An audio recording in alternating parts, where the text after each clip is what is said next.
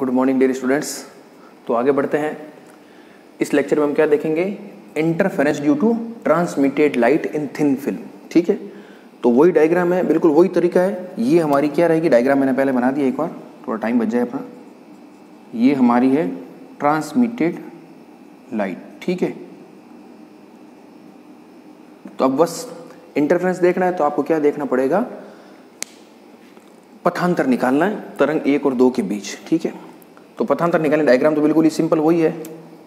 ये आपका टी मोटाई है, ये म्यू अपवर्तनांक है, ये इधर एयर है जिसका म्यू क्या है 1 है।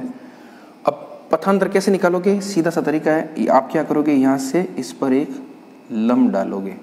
ठीक है, नामकरण देता हूँ A B C D, ये E, ये F। अब वापस वही एंगल फाइंड करना है। ठीक है ना, ये एंगल तो सब आपको पता ही थे, R है। अब ये अगर R है पूरा इस तरह से, तो ये भी क्या होगा, R होगा। और ये R है तो ये इंसिडेंट एक तरह से, और यहाँ से क्या रिफ्लेक्टेड हो रही है, तो ये एंगल ऑफ इंसिडेंस और ये एंगल ऑफ रिफ्लेक्शन वो भी क्या होगा, बराबर होगा। ये आपका R, ये I हो जाएगा, ये I है तो ये 90 माइनस I, तो ये भी I हो जाएगा। वेरी सिंपल एंगल है, आप आराम से चेक कर लीजिएगा। ठीक है ना, ये आपके लिए होमवर्क है, बिल्कुल सिंपल मैथमेटिक्स आप सब जानते हो। ये सारे एंगल हो गए। अब मैं सीधा लिखता हूँ, क्या लिखूंगा, पारगमित तरंग 1 व 2 में पथांतर, वो क्या होगा, डेल्टा। वो हम कैसे लिखेंगे, डेल्टा क्या होगा, देखो ये जो बिंदु है, ये बिंदु आपका और ये बिंदु, इन दोनों E और F के बाद तो क्या है, दोनों तरंगे एक साथ बढ़ रही है, तो एक्स्ट्रा पद क्या हो जाएगा, हम बात करेंगे। देखो यहाँ से पारगमन कहाँ से हो रहा है, इस बिंदु से हो रहा है और इस बिंदु से हो रहा है। तो जब पहली तरंग, ये तरंग तो क्या हो गई आपकी, सीधी निकल गई पहली तरंग तो यहाँ से। दूसरी तरंग क्या हो गई, पहले यहाँ से यहाँ चलेगी, फिर यहाँ से यहाँ आएगी और फिर आगे बढ़ेगी। तो सिंपल वही तरीका है कि जब दूसरी तरंग BC होते हुए E तक आएगी, तब तक पहली तरंग भी क्या होगी, F तक पहुंच चुकी होगी। तो जो पथांतर आप लिखोगे तो कैसे लिखोगे, पथांतर लिखोगे BC plus CE minus BF, BC plus CE minus EF। ठीक है ना, क्योंकि दूसरी तरंग जब इतनी दूरी तय करेगी तब तक पहली तरंग भी क्या होगी, इतनी दूरी तय कर चुकी होगी। और फिर वापस वही, चूंकि BC और EF क्या है, म्यू माध्यम में गमन कर रही है, तो आपको इसके साथ म्यू से मल्टीप्लाई करना पड़ेगा। EF तो क्या है, EF तो आपके, सॉरी BF है, EF नहीं है, BF, करेक्शन कर लीजिएगा, BF के लिए तो म्यू 1 ही है। तो पथांतर आपने कैसे लिख दिया, mu into BC plus CE minus BF। आपको पता चल गया होगा इस तरह से, पहली और दूसरी ये इतनी चल गई, तब तक ये इतना चल चुकी है, यहाँ से दोनों आगे बराबर चल रही है, तो जो पथांतर होगा वो mu into BC plus CE upon minus BF। अब बस सिंपल है, ये ट्राइंगल लेकर के आपको इनके मान निकालने हैं और ये ट्राइंगल लेकर के आपको इनके मान निकालने हैं। ठीक है, तो बिल्कुल सिंपल ही कर लेते हैं हम, कोई दिक्कत नहीं है। ट्राइंगल आप ले लीजिए एक बार, BCD से आपको क्या निकालना है, आपको निकालना है BC निकालना है, ज्ञात आपको क्या है, CD है, तो BC अपॉन CD, ये लीजिए BC अपॉन CD। तो BC अपॉन CD क्या हो जाएगा, कर्ण बटा आधार, तो ये हो गया आपके sec R। तो BC आपके क्या आ गया, T sec R।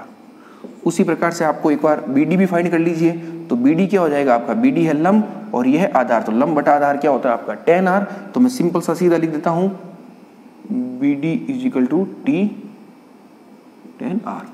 उसी प्रकार से आप ट्राइंगल क्या लोगे, ये वाला लोगे, बिल्कुल सिंपल वही मैथमेटिक्स है, बस मैं कर रहा हूं। DCE, ट्राइंगल DCE में आपको निकालना क्या है, CE निकालना है, तो ये लीजिए CE अपॉन CD, वो क्या हो जाएगा, वही वापस sec R होगा, क्योंकि कर्ण बटा आधार, तो CE क्या हो जाएगा आपका, T sec R। उसी प्रकार से DE क्या हो जाएगा, DE अपॉन CD, तो लंब बटा आधार होता है आपका tan, तो ये हो जाएगा आपका सिंपली जो DE है वो हो जाएगा T tan R। अब हम ट्राइंगल लेते हैं ये वाला, कौन सा, BEF, ये लीजिए ट्राइंगल BEF से आपको क्या निकालना है, आपको तो चाहिए BF चाहिए, तो BF है आपका लंब, क्योंकि एंगल के सामने वाला लंब, और आपको ज्ञात है ये कर्ण, लंब के सामने कर्ण, तो ये क्या हो, BD प्लस DE, तो ये हो जाएगा आपका BF अपॉन BE, और ये हो जाएगा आपका साइन I, क्योंकि एंगल क्या है, I है। सेम वो का वो, ये कुछ भी अंतर नहीं, बस मैथमेटिक्स है, बिल्कुल सेम ही आंसर आएगा, कोई अंतर नहीं है। तो यहाँ से बी एफ क्या हो जाएगा आपका, बी क्या है, बी डी प्लस डी, तो ये हो जाएगा 2t tan r sin i। तो बस अभी सब मान निकल गए, इन सब मानों को हम यहाँ रख देते हैं, ठीक है। तो देखो बी सी और सी का मान क्या हो जाएगा, टी सेक आर, तो 2t सेक आर और ये हो जाएगा minus 2t tan r sin i। मैं इन सबको साफ कर देता हूँ और लिख देता हूँ सीधा, ठीक है ना।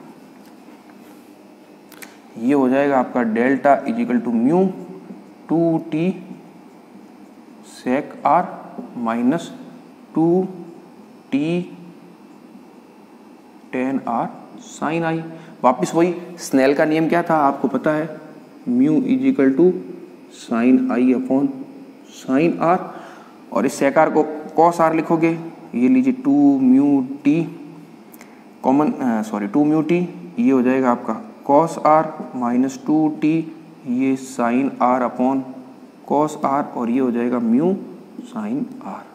तो ये क्या हो गया आपका 2 mu T upon cos R common आ गया, 1 माइनस साइन स्क्वायर आर, और 1 माइनस साइन स्क्वायर आर आपका क्या होता है कॉस आर, तो एक कॉस से एक कॉस आर कट जाएगा, तो पीछे क्या बचेगा delta is equal to 2 mu t cos r. ये आपके क्या आ गया, पारगमित तरंग 1 और 2 में पथांतर।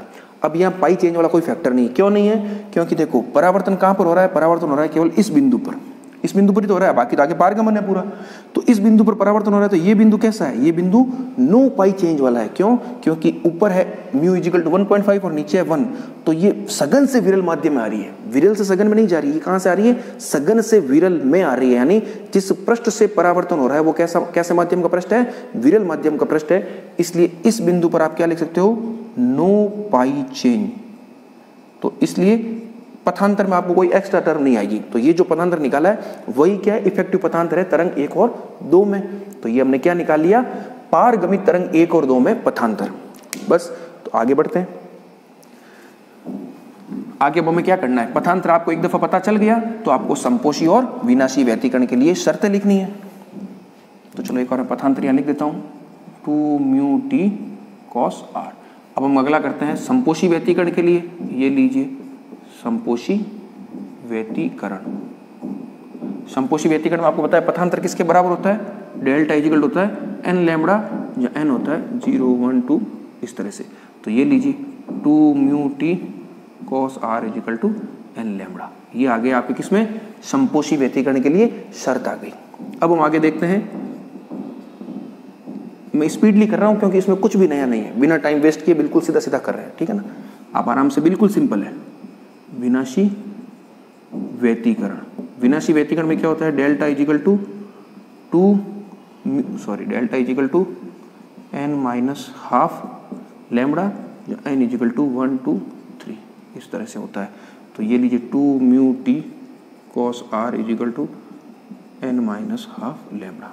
तो ये आपकी किसी कंडीशन आ गई, विनाशी व्यतिकरण की आ गई। अब देखिए आप, तो ये हमारा जो पूरा टॉपिक था interference due to transmitted light in thin film, तो ये पूरा डिस्क्रिप्शन हो जाएगा। इस तरह से आपको डायग्राम बनाना है, ये सारे एंगल आपको पता करने हैं, फिर पथांतर निकालना है, और पथांतर को आपको क्या करना है, संपोषी विनाशी व्यतिकरण की शर्तों के अनुरूप मान रखना है, और आपकी ये 2 कंडीशंस आ जाएगी।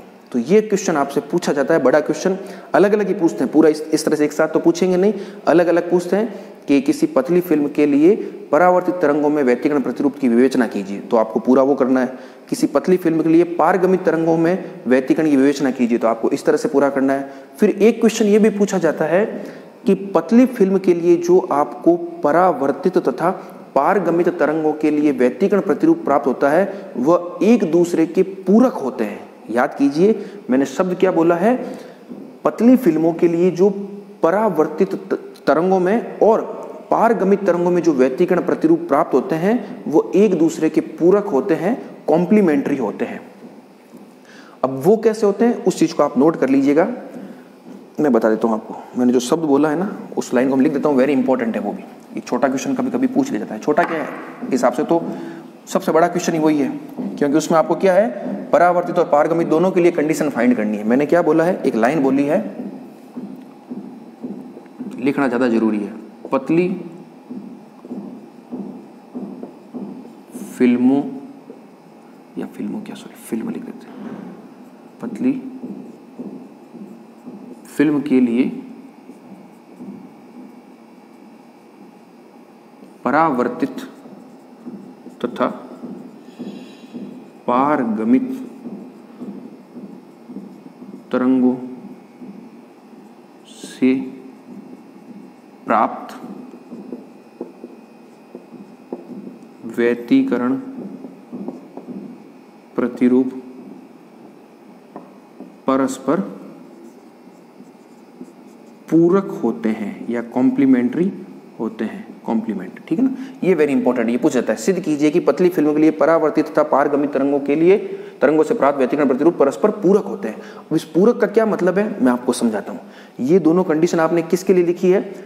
पारगमित तरंगों के लिए संपोषित विनाशी व्यतिकरण की शर्तें लिखी है। अब इससे थोड़ी देर पहले जो हमने एक डेरिवेशन फाइंड किया था, किसके लिए? परावर्तित, आप देखिएगा आराम से, परावर्तित तरंग के लिए, वहां पर भी हमने पथांतर निकाला था और संपोषी विनाशी व्यतिकरण के लिए शर्तें निकाली थी। वो कैसे निकाली थी आप इस चीज को देखिए। परावर्तित तरंग के लिए हमारे संपोषी व्यतिकरण क्या आया था? संपोषी व्यतिकरण, उसमें जो शर्त आई थी वो हमारे क्या आई थी? 2 म्यू टी कॉस आर और is equal to n plus half lambda. और विनाशी व्यतिकरण के लिए क्या आई थी?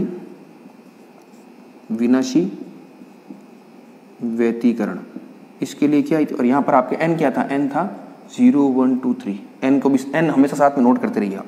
विनाशी व्यतिकरण के लिए आई थी 2 mu t cos r is equal to n lambda. ठीक है, तो अब देखिए, जब परावर्तित तरंग के लिए आपको संपोषी व्यतिकरण क्या मिल रहा है? ये कंडीशन मिल रही है। और ये किसके लिए है?